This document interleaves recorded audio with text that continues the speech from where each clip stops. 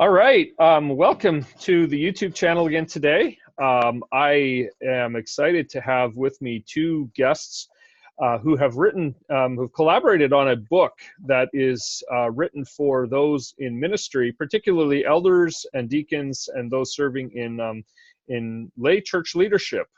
Today I have with me Bill Boekenstein and Steve Swets. The book that they have collaborated on, they're actually the editors of it, and they've collaborated with 17 different pastors and church leaders from different church denominations. And really, these pastors come from not just around the United States and Canada, but from around the world. And so their book is Faithful and Fruitful, and it's written to help elders, deacons, to do the work of their office in ways that are more and more effective. And so it's great to have you, Bill and Steve, with us. And I'd like to have you introduce yourself. I'll start maybe with Steve, if you would, to just say a little bit about who you are and just where you are in life, and then I'll have you do the same, Bill. So Steve. Yeah, thanks. Appreciate being with you today, being on the program. My name is Steve Swets. I'm a pastor in Hamilton, Ontario, of the United Reformed Congregation, graduate from Mid-America, and I was really blessed in working on this project with Bill. Okay, thanks, Steve. And Bill. Yeah, likewise, Rob. Good to see you again after quite a few years since we were in college together. So, yeah. Steve, all three of us were at Kuiper College for a little while together. I graduated after Kuiper from Puritan Reformed Theological Seminary, have been serving in the United Reformed Churches in North America since then, at one point for 7 years in Carbondale, Pennsylvania, and for the last 5 years have been serving Emmanuel Fellowship in Kalamazoo, Michigan. All right, great. Well, thanks, guys. The book is Faithful and Fruitful, and it's aimed at elders and deacons in their responsibilities in church leadership. Why did you see the need to write a book like this?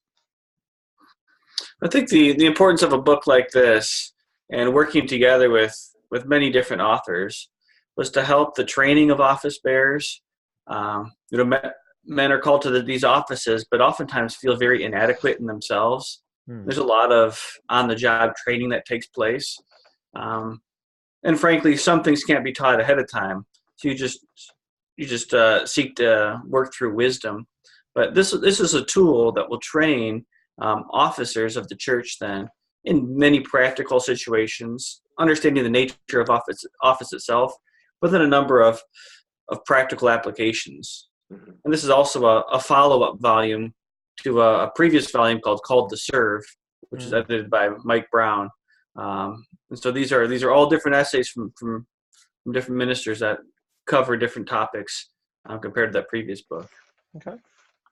Yeah, I think too there are a lot of sort of single volume books designed for elders or deacons that talk about qualifications and some of the responsibilities that the men will have to discharge in their office.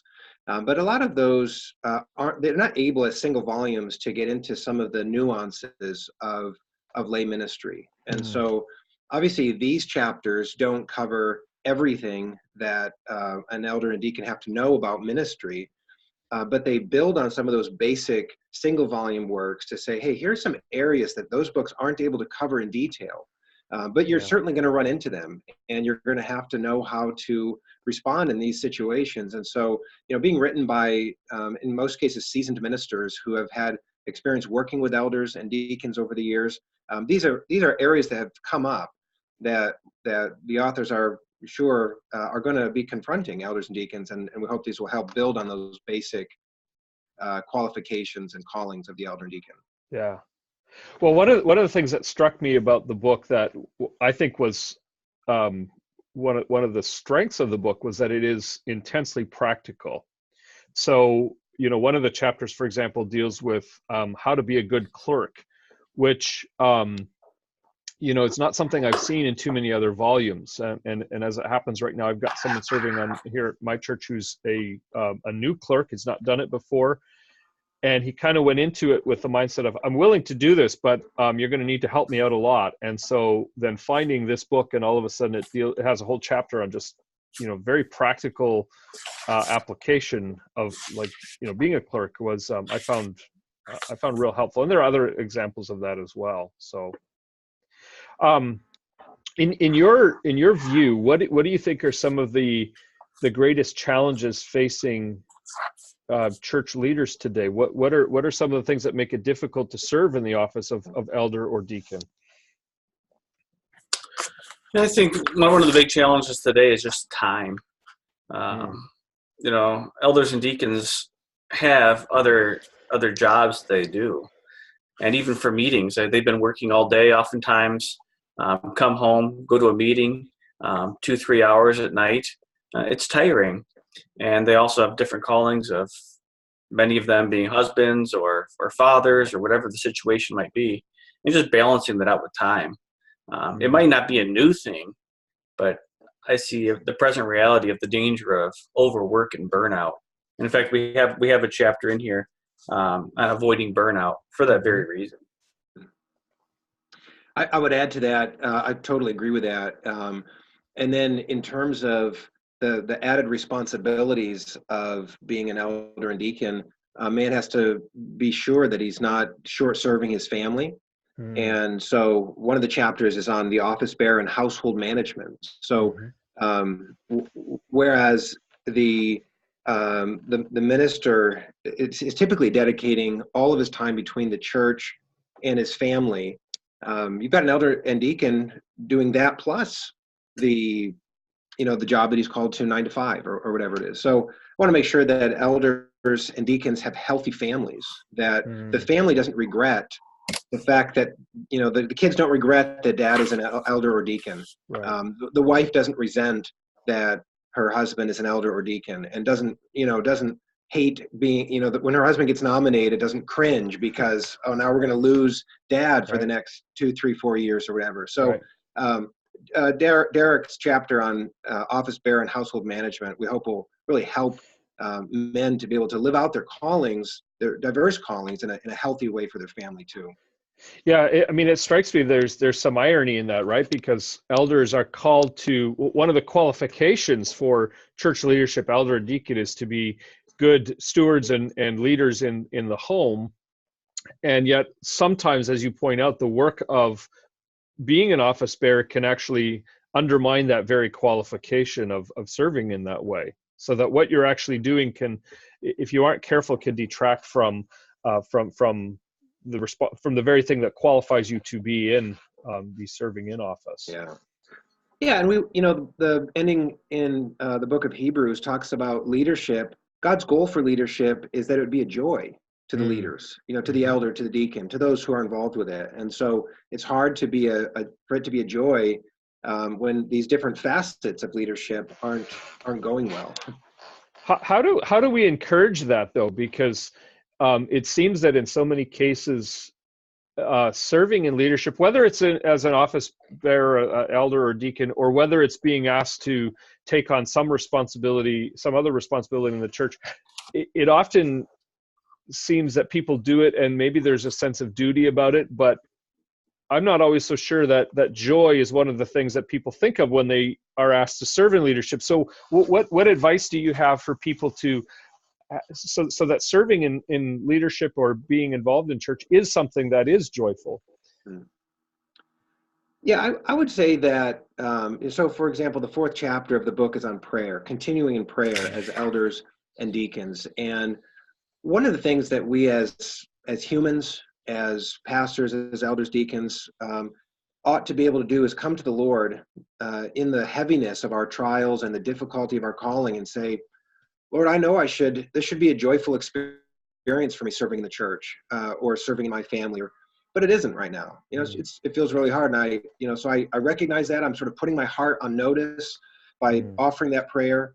But I'm asking you to help to give me that joy. And so that chapter basically takes one of the Psalms and works through how the Psalms can inform our prayer lives as officers. And the psalmists had complex, difficult, weighty issues that made their lives hard. And so I think the same for us today. If we continue in prayer and are genuine and sincere in prayer as men, as leaders, the Lord will answer those prayers and give us the joy that we seek, that we sometimes lack. Yeah. Anything to add to that, Steve? Yeah, I'd echo what Bill said. It's obviously the key and the most important task of the office bearer is to be in prayer. But also as churches, we're all pastors, so we have the task of preaching, which is unique from the other officers. But to preach grace, a grace-filled life, and a grace-filled church. When you understand grace, then you see duty to God is a privilege. And it completely should change your mentality of service, and to move focus off self and onto Christ and his church. So it's not maybe a little different subject in the book itself, but I think preaching living grace and exemplifying as office bearers, as leaders in the church of showing grace goes a long way in service.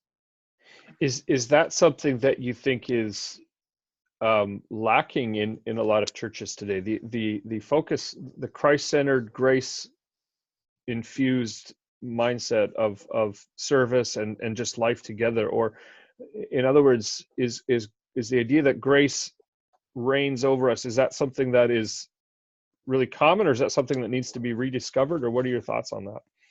Rob, I would say that question itself is, each congregation, each leadership team has to answer that question. So it's a great question. And because if grace isn't being modeled from the officers and from the pulpit by the minister, then how is it going to thrive in the congregation? So one of the chapters that we have collected in this book is on how to evaluate your pastor. And so we hope that chapter will actually enable elders and deacons, however the evaluative process is done, to be able to answer that question in their own context. I mean, the evaluative process isn't exclusively about your question, is grace being practiced, but a lot of the questions will help to identify issues that might be preventing grace from prevailing, identify issues of the minister's health,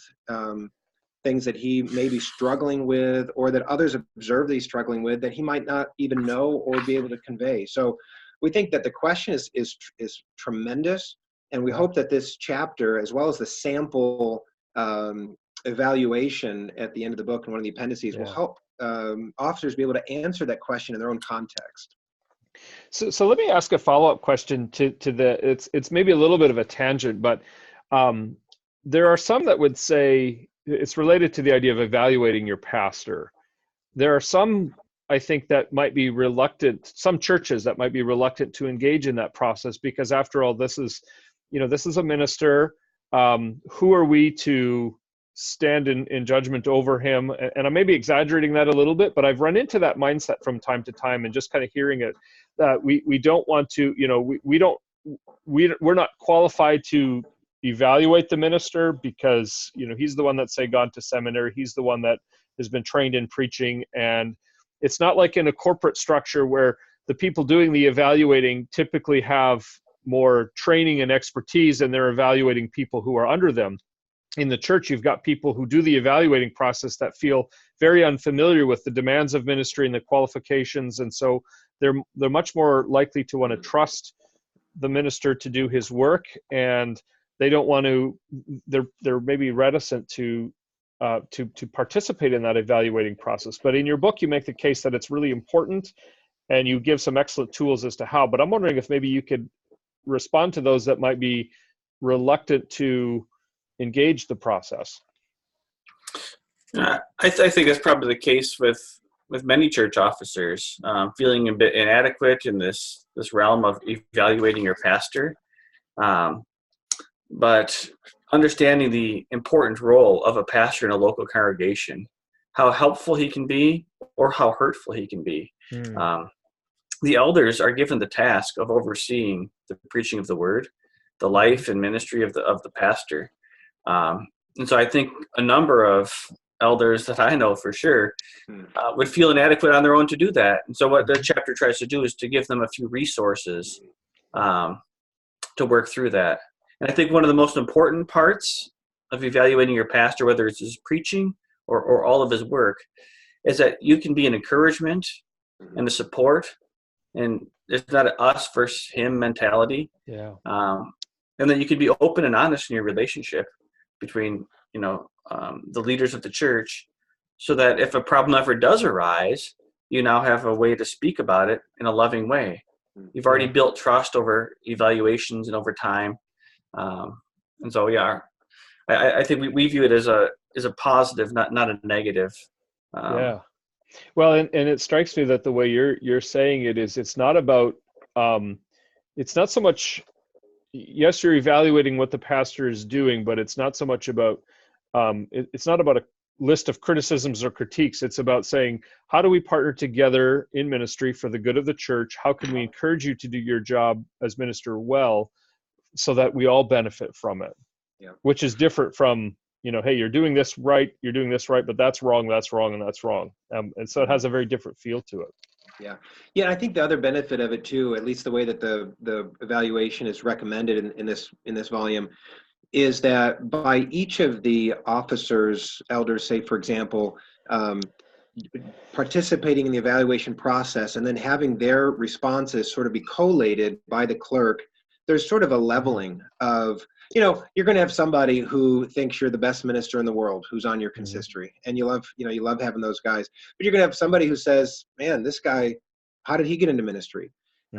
So by doing it as a team, you're not just hearing the praise or the exclusive criticism. You're hearing from a team of a band of brothers who, I think collectively, with God's help, are going to get it right. At least more so than the man on his own. Right. It's hard to gauge yourself, isn't it? It's hard to, we're either too hard on ourselves or we praise ourselves too much. And so just hearing input from others can really help us have a more accurate self understanding. Yeah. Yeah. Good point. What are some of the ways, as you think about your own context, maybe you could share a little bit about some of the ways that you've seen the effectiveness of training your counsel? How have you maybe done that in your own context, and what fruits have come out of that? How have you noticed a difference? Well, I could say that, as Steve mentioned, the previous volume to this book, Called to Serve, Essays for Elders and Deacons, we used it in our previous consistory, and the current consistory I serve in used it before I came here. And it just introduces the brothers to topics that they may have had an opinion on, but maybe didn't have an opportunity to dig into. So, I don't know, questions like frequency of the celebration of the Lord's Supper. People might have an opinion on that, but in the previous volume, that issue comes up, and we're able to study that together. Or in the previous volume, what to do, how to conduct an elder visit to congregants. Everybody may have a habit of how they've done it or what they remember from growing up, if that was part of their tradition. But having the group around the table talking about that topic, you're not going to do everything exactly the way it was suggested in the book, but having that conversation can be really fruitful for them. So when you say having the conversation, it sounds like what you're describing is maybe part of an elders meeting that's devoted to discussion on some of these books. So you might maybe assign reading beforehand, and then when you sit down at your elders meeting, you say, we're going to take the next half hour and talk about chapters 2 and 3. Is that kind of how you practiced it? Yeah, if I can chime in here, I think, probably in a number of churches, the way that a book like this can be used is, and in the church that I serve, we study together as a full council, elders and deacons and pastor. In this book, it has 20 chapters. And at the end of the book, there's an appendix C with study questions dealing with each chapter.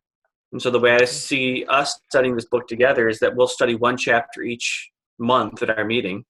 We'll devote 20 or 25 minutes to studying it, having read it ahead of time. And then the discussion aspect takes place over these questions. And then that's where you receive feedback. And if you're privileged to serve with men who have put in 10, 20, 30 years of office bearer, that they're a wealth of wisdom and insight. And it just opens up the conversation of collaboratively working as a leadership team.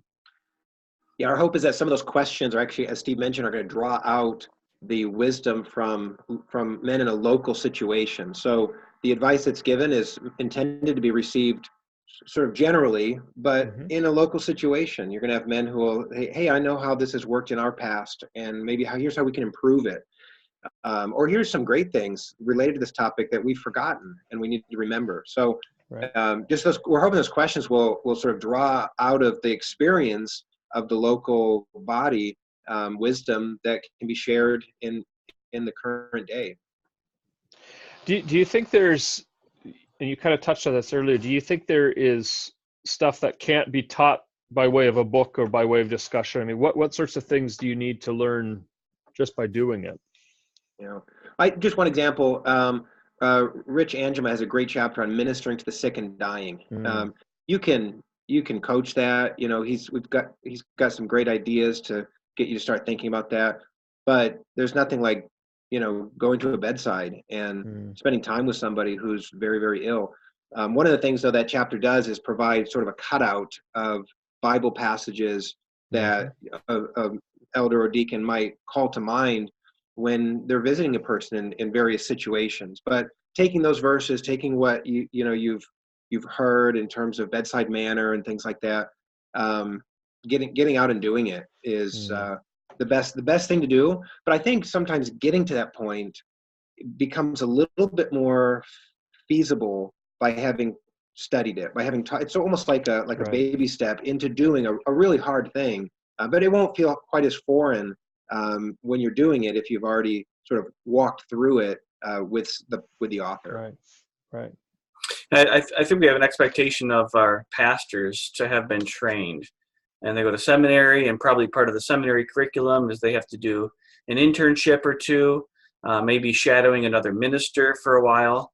And part of the purpose of those internships is to learn from that pastor how to react in ministry situations, how to work with other leaders, how to visit, how to respond. So you can't teach everything. It's hard to teach in a book or even in a seminary setting, a pastoral visit where a woman says, my husband's addicted to pornography. What should I do? Well, you can learn a lot about pornography. You can learn about some principles of counseling. But in a local situation, you have to love that person and walk with that person. And some of these things can only be taught in principle, not in practice. You just have to do them, and you have to give yourself and love the sheep, Christ entrusts to us. Yeah. So what would you say? So I'm imagining it's time for a church to start recruiting new office bearers and going through the process of nomination, whatever that looks like in a local context. And one of the hesitations that a lot of people have is kind of just what you described, that I'm not sure I can do these kinds of things. And so maybe they're inclined to turn down the nomination. Or, maybe it's what we talked about earlier. It's a question of time. I don't know that I have the time to devote to this. What would you say to churches or church leadership teams that are trying to encourage people to step into leadership, but they raise these as objections? How would you coach them in that? Yeah, well, I would start with the positive desire, right? So Paul says in 1 Timothy chapter 3, if a man desires the position of a bishop, he desires a good work. So it's a good work. God, it's hard, but it is a good work, and it's good to desire that. So I've said from the pulpit, I've tried to, trying to convey in our setting, even to young men, to my own son who's 14, and to guys who aren't able to be called at this point. You ought to be desiring the work of an elder or a deacon. If God calls you into that, it'll be a good work for you. So I think desire, first of all, feed that desire early, and then begin. There's nothing that is expected of an elder or deacon that isn't, in essence, expected also of God's people, right? I mean, God's people are to look to the officers as examples and encouragement, but becoming a godly young man is the best way to become qualified for office. And and I think also the Lord gives grace in a hard situation. I mean, you guys probably, I'm sure you found that when you stepped into ministry, it felt intimidating. You felt unequal to the task. We are unequal to the task, right? But the Lord has supplied grace and has somehow used us throughout our significant shortcomings. And the Lord will do the same for elders and deacons as well. Yeah, so it's starting young and impressing upon, even younger people that serving in ministry is a good thing to desire, and then sort of walking out that tension between acknowledging, yes, you can't do this, but as you pursue it, God gives you his grace. You experience his grace in doing the work that you're doing, which is a profound gift. So how about you, Steve? What would you suggest to churches looking to recruit new leaders that might be intimidated? Yeah. So I think I would tell them to read chapter 3 on positive leadership in this book. So our brother Bill here wrote that chapter. And I think there can be a couple of different ways that congregations view leadership. And if you have poor leadership, they're going to have a poor view of it. Or if, Sunday after a worship service, you go to grandma's house and you hear about how pitiful the minister is. And you have parents that complain about elders. Well, what that gets in the child's mind is, I never want to do that task. Why would anybody possibly want to do that task? But if there's a positive view of leadership, and if the leaders themselves step up and lead faithfully, not just pointing people, but walking with them through life, through the joys and through the difficulties, then it will become the congregation will develop a better view of those whom God calls. And then it becomes priorities in life. Frankly, people are busy. And, there might be a situation where somebody says, I can't serve at this time. And that might be valid. They shouldn't close the door, obviously, forever. But, they should ask themselves, has God gifted me with this? And that which I lack, is God able to provide? And I think the answer is going to be yes. Yeah. Let others who are wise see in you the gifts that you have for the ministry and encourage you in them. And I think another thing is, as pastors, speaking with a couple of pastors here, we should be the ones encouraging when we see gifts, not just for office, but any gifts in the church. Somebody who's a good listener, and tell them that. Say, you are a really good listener. I feel very comfortable talking to you. That's maybe that's certainly a gift God's given you, and maybe there's other ways that we could use this gift.